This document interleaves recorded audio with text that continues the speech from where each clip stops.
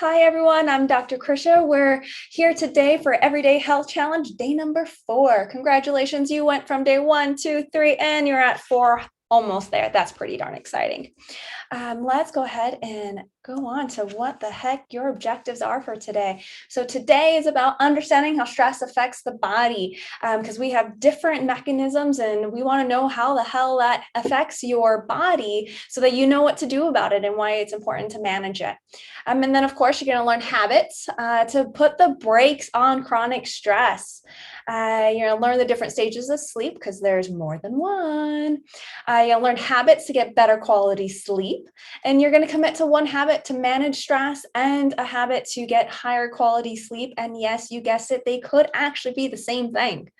Because I am a big fan of feeding 2 birds with 1 seed, and sometimes you can do that. So here's the full health worksheet, the same one we've been going through. And now we're at the last 2, all about that pause, stress management, and stop, all about your sleep. So have that handy, and we're going to start filling in that action plan for you. So again, everything is based on the fact that your body is the vehicle in which you experience life every day. And so there are 3 actions that our body does as our vehicle for life. And that is, we have to fuel up, we have to drive, and brake. And that's what we're at today. It's all on brake. And it's about taking strategic pauses and stops along the way so that you can enjoy a full life. So let's get to it. With a fast-paced world and wanting to reach and accomplish goals, sometimes we neglect to pause and just enjoy the moment. That's really what this is about, is when we take that strategic pause, it's about being able to take in the beauty that is already around us, to enjoy the moments that we presently have, because life happens in the present. It doesn't happen in the future or in the past. It's in the present. So we need to acknowledge that and then sometimes just enjoy the moment that is here with us. All right, so strategic pause, the why. So we have acute stress and then we have chronic stress. Acute stress is actually really necessary for life because it's what actually stimulates our growth. But the problem is when it happens all the freaking time, it's a problem. So way back in the day, stress was allowed us to survive. When we had that acute stress back in the day, it actually looked like a tiger or some sort of animal, something that threatened our survival.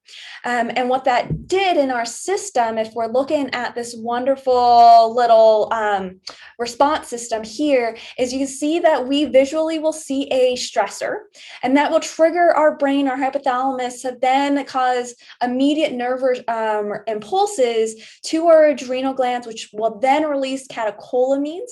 Our catecholamines are adrenaline and noradrenaline, or epinephrine and norepinephrine, which we talked about yesterday. So don't those see those little yellow hats on top of those kidneys? So cute. Those are your adrenal glands, and the ones that are all responsible about stress. And so what they do is they release again the catecholamines, the adrenaline and noradrenaline, and then that is what causes the cascade of effects in your body. One of the things it will do is increase your heart rate, because if there's a tiger chasing after you, you want to make sure you're getting enough blood everywhere, particularly to your muscles. And that's what it will do, is it will shunt your circulation to your vital organs. And by vital organs, I mean the ones that are key to survival. So your digestion happens not to be key for survival. So that means it will actually decrease your digestive system activity and instead upregulate your activity towards your muscles, because that's what you're actively using. It will also change your vision so that you can see far away rather than close up, because you don't need to see a tiger close up. You want to see it far away, right? And you want to be able to see where you're going. It's also going to increase or dilate your lungs, because when you're running, because that's what you're doing, you're running away from a tiger, you also want to make sure that you're getting plenty of oxygen so that you can flood that into your muscles.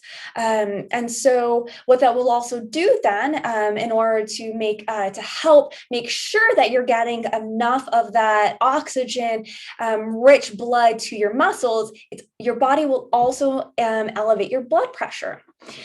What will happen though is at some point you get away from your stress, right? You get away from that acute stress, and then your body relaxes. It goes into what we call the parasympathetic nervous system, or the rest and digest. However, what happens if that stress never goes away? Because now we don't have a tiger. Nowadays, we have the news, which is 24/7. We have social media. We have everything else that's going on in the world trying to bombard us, right? It's our phone giving us those notifications that we got an email, or it's work. And sometimes it's hard, especially nowadays where so many folks are working from home, to actually separate those two. And so what that then means is stress is everywhere. And now you don't have acute stress, you have chronic stress. And chronic stress is bad for our body because it is basically running on survival mode 24/7. That means that you don't actually get any circulation to your digestive system. So you're going to have digestive upset. When you're running away from a tiger, do you think you care about reproducing? Heck no. That means you can also have low libido and hormonal issues long term. You can also have weight gain, and the reason for that is if you your adrenals, what they'll also do is it'll force your liver to convert glycogen to glucose. So basically that means your storage is going to get mobilized into your circulation, so that your muscles also have that active energy, that quick energy source to get going. But if that is flooding your system 24/7, you're going to get weight gain. It can also be precursors to prediabetes and diabetes because you just have glucose or sugar floating around in your blood all the time because of stress. That sucks, because that also means you can have other issues other than just weight gain. So if there's a lot of glucose in the circulation, you're also going to have more likelihood of illnesses because it feeds infection. Sugar feeds infection. The other thing about chronic stress, though, is also it will inherently decrease your immune function. And the reason for that is if you're running away from a tiger, do you think that your body actually cares about fighting off the bacterial infection that you have or the viral infection? No, because the imminent danger is the tiger. And so we want to make sure that you get away from the tiger. But again, if that never goes away, we have issues long term because we need to have a robust immune system. We need to have a good hormonal regulation, right? And so we also want to make sure that we are able to go back into that rest and digest state in order to then nourish those systems. You can also have fatigue and sleep issues because cortisol gets released. And when cortisol gets released, remember, from the adrenal glands, what that stress hormone does, is it will also cause you to be hyper alert. It's actually what wakes you up first thing in the morning. And so if you have high cortisol levels, it's going to then make you feel like you're on guard 24/7. And that means you're not going to sleep so well. And sleep is so incredibly important. So we want to make sure that we're able to put the pause on all that chronic stress. So how the heck do you do it? So we want to pause, we want to breathe, because breathing, deep belly breathing, is so incredibly important. We want to ponder, take a moment to meditate, choose our next best action, and then do. So daily habits to put the brakes on stress. And I actually just love this this meme where it says, them telling me lavender will help to reduce my stress, and then all you're doing is laying a field of lavender. Hopefully that helps. And it totally does. Lavender has been shown to help bring down our stress levels, produce a sense of calm. Our sense of our smell is actually really tied to our overall well-being and our emotions. And so we can use that to our advantage, such as using lavender. Lavender you can use either as aromatherapy or even as tea, can be really helpful to bringing down that stress response, to bring more sense of calm and relaxation. And that's really what we're trying to do when it comes to stress management, because we can't get rid of stress, right? We always have that. And like I said earlier, acute stress is actually necessary for our growth. But the problem is when we don't put the brakes on it. And so we want to make sure that it's acute, it stays short-lived rather than all the time. So deep belly breathing is so incredibly important. And again, it's one of my favorite things. It will help to increase your energy. It helps to manage your stress. It can help to improve your sleep, to just name just a few. When you deep belly breathe, you're using your diaphragm, and your diaphragm is innervated by your vagus nerve. When you utilize your vagus nerve, it automatically puts you into the rest and digest state, or the parasympathetic nervous system, which means you cannot be stressed when you're deep belly breathing. And so that can be incredibly powerful. It's also great for anxiety. It can actually cut panic attacks down if you just take a moment to deep belly breathe. And I totally understand that it's also really hard in those acute moments to do such a thing. But if you can remember to do that, it can be really powerful. But ultimately, what we're trying to do here is to implement the habit of deep belly breathing on a regular basis, so that you're less likely to, one, get into a panic attack, or have those moments of really high stress, and to get ahead of it. One of my favorite things in terms of deep belly breathing in particular is to do it right before meals.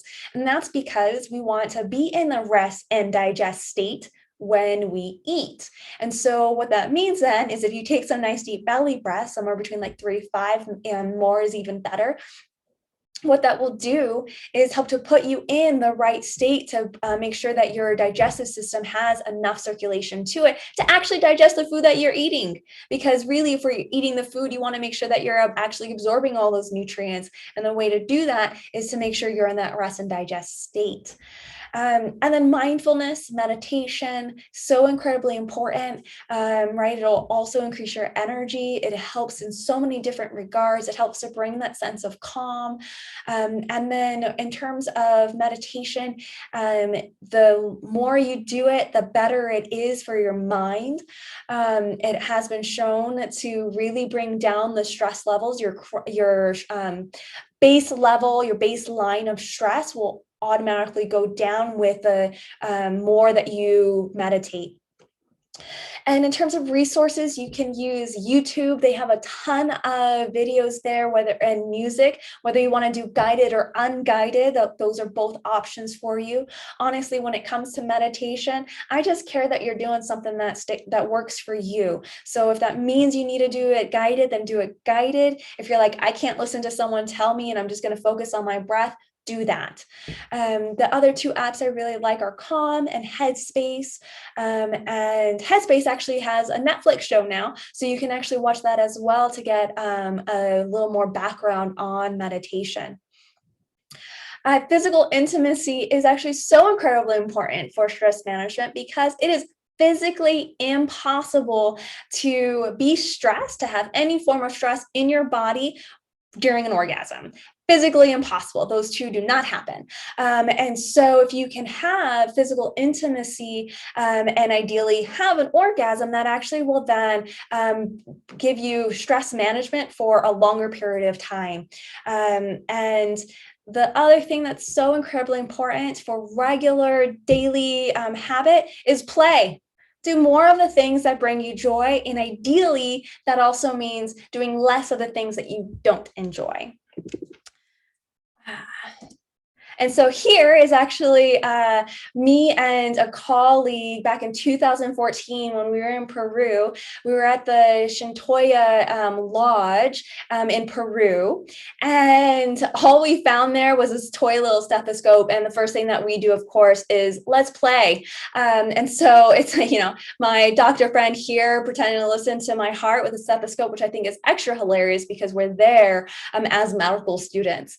And so it's really just about having some play, having that joy, taking the time to appreciate the little things in life and to be able to laugh about them, because laughter is one of our best medicines as well. And it is so incredibly effective at decreasing stress. That is, even if you fake a laugh, if you have a hearty belly laugh, even better.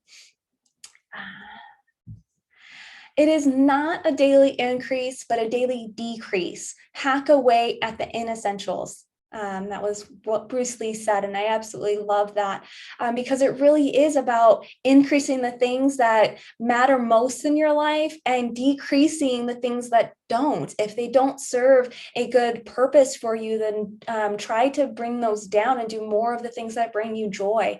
Hack away at the inessentials and just keep the things that matter the most. All right, so let's talk about sleep. So there are different sleep stages here. There is the wake stage, which obviously doesn't count as part of the sleep stages. So you're awake and then you're laying in bed, getting sleepy. And the first stage that you go through is stage one. Stage one is that light sleep. So you're not really asleep yet, but you're getting real close. And then stage two is when you actually start having that heart rate decrease, your breathing changes, and then we have these things that call sleep spindles that start to get activated in your brain. And then we have stage three and stage four, which are deep sleep stages. That's actually where a lot of our health benefits come from during sleep. That's when we regenerate our cells. That's when we regrow and strengthen our bones and our cells. And then we have REM sleep, and they happen in this order. You go from stage 1, 2, 3, 4, and then you actually go the reverse stage 3 and 2 into REM sleep. So it's kind of like you're pulling, your deepest sleep is the deepest, and then you pull back into the surface and you don't instead wake up, you go into REM sleep. And REM sleep, rapid eye movement sleep, that is when we have dreams. And that only happens at the end of our sleep cycles. And that is so incredibly important because REM sleep is actually where we do our memory consolidation. And so one of the things that actually I use in terms of clinically is, do you remember your dreams? If you remember your dreams or have dreams, that tells me that you're getting into that deep sleep state. Because if you weren't getting into the deep sleep state, you wouldn't have REM sleep. The other thing that's important to know about deep sleep is that it actually happens in the beginning or earlier in your sleep cycle. So if you're sleeping for 7 to 8 hours, it's going to happen more like that 2, 3, 4 hour range rather than later on, where later on that's more of your REM sleep. And with deep sleep, the other thing is that, again, it's where it's the most restorative, and it actually happens more so at night than during the day. So for those who have a reverse sleep cycle where they're sleeping in the day, it's actually incredibly difficult to get into the deep sleep. And so that's where you can have a lot of challenges if you're like working the night shift, to the point where maybe even want to reconsider about that kind of sleep schedule, because it can really have negative effects on your overall health. And what kind of things can it affect? Well, like I said, right, with good sleep, that's when we do our memory consolidation. That's when we do our cellular repair and regrowth, when we build our muscle and bone. And right, so incredibly important to rebuild our muscle because those are our energy generators.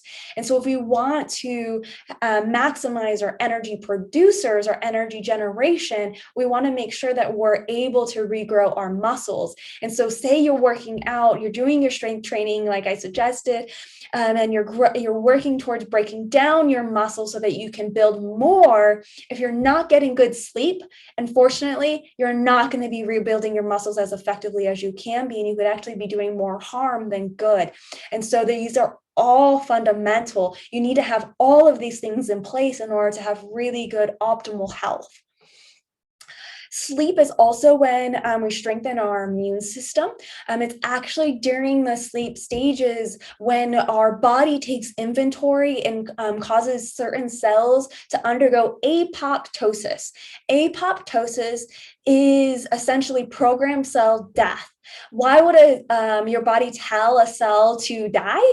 Because it suspects that it's cancerous or it's doing the opposite of what it should be doing. And so good sleep actually can help to prevent cancer. And so that's another reason that it's so incredibly important, because it also means longevity.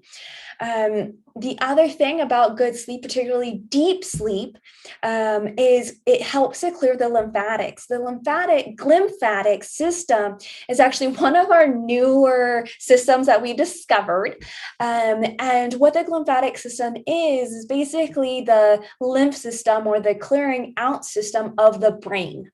So if you want to have clear thinking, if you don't literally want toxins floating around in your brain, you have to have good sleep, deep sleep, in order to help flush those toxins out.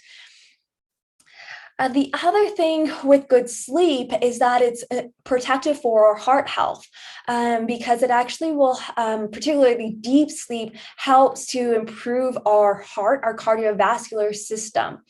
So really, sleep is so important for so many aspects, and really it is also an investment in the energy you need to be effective tomorrow.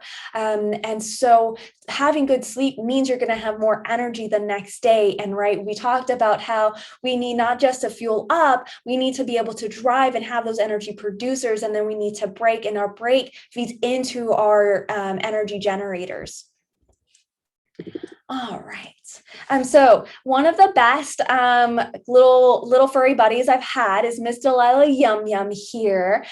She is was one of the best sleepers ever. She would nap in any place, in any weird situation like this, face flat on the ground, half on her bed, and she'd be cold out. Like, we would have noises going on, and she'd be like, I'm good. I'm just sleeping here. So how can we get really good sleep like Miss Delilah here?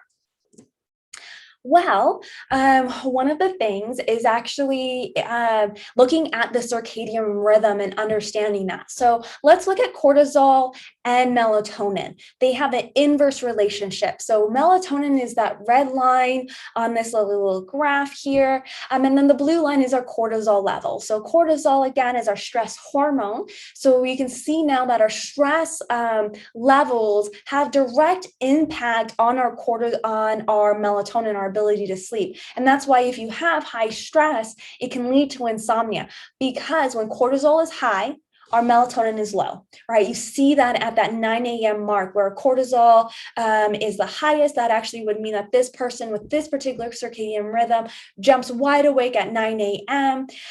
Because that's when the cortisol level is the highest. And then throughout the day, it slowly decreases. And you'll see that the melatonin levels, and melatonin is that hormone that puts you to sleep, makes you sleepy, slowly increases.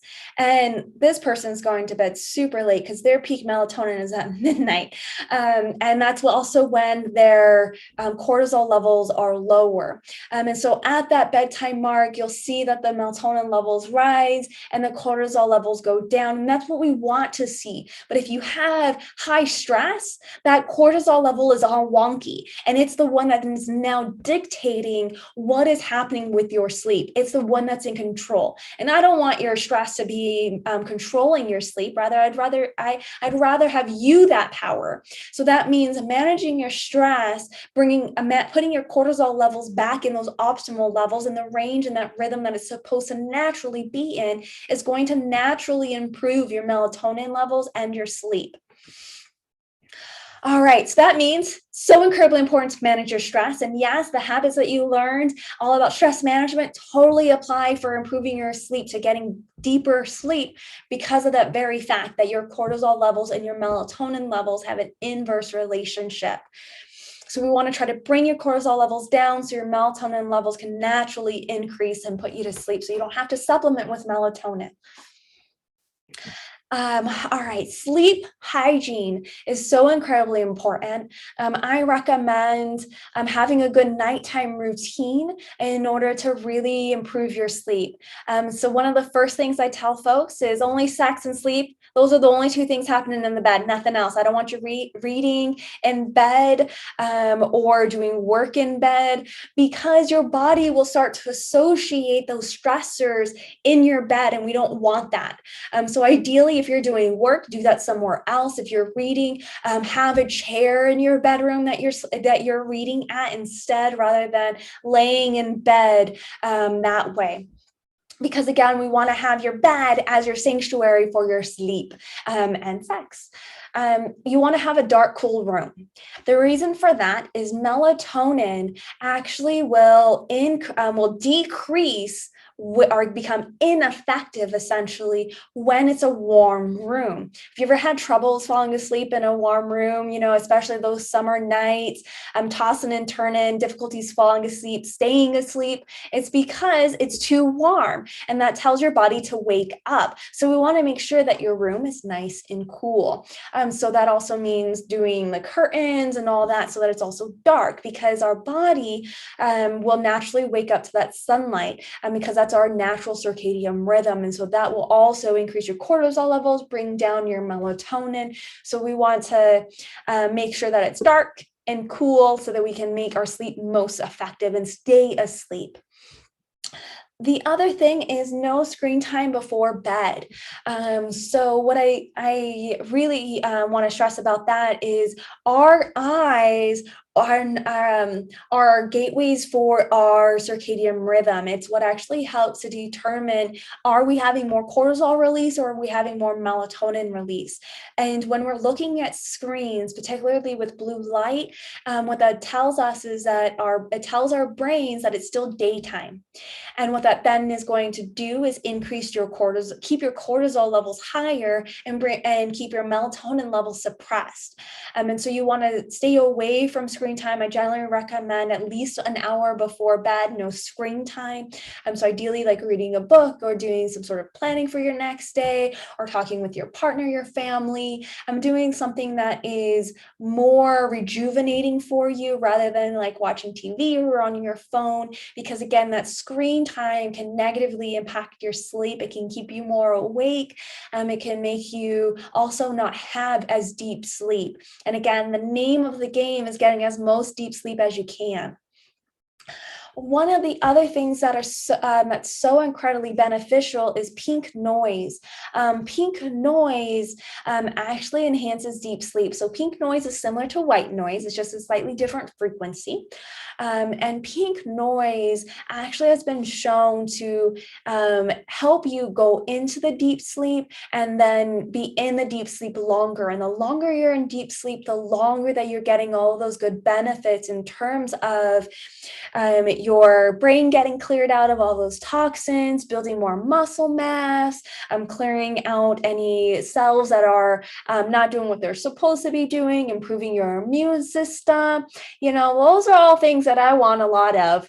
And so pink noise can be really beneficial at helping to enhance that. And so that's actually what I'll have playing in the background as I'm falling asleep. And then naturally that will turn off. So I have it set for like a 30-45 minute cycle. All right. So with that, your homework this time is to commit to one habit to break more efficiently. That means decrease your stress and get higher quality sleep. And with that, I'm going to stop the recording and take questions from our live audience here.